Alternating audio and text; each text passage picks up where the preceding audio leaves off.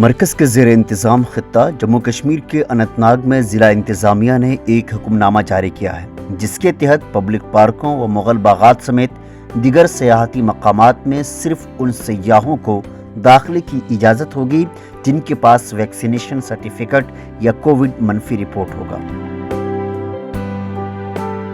یہ قدم سیاحتی مقامات پر سیاحوں کے بڑھتے ہجوم اور کووڈ-19 پروٹوکول کی پاسداری کو یقینی بنانے کے سلسلے میں اٹھایا گیا ہے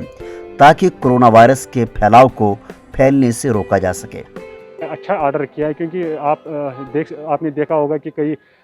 ہفتوں سے جب یہ پارکیں کھلی گئی تھی تو کچھ بھیڑیں وہاں پہ دکھائی دے رہی تھی، اور جو ہماری یہاں پہ ایڈمنسٹریشن تھی وہ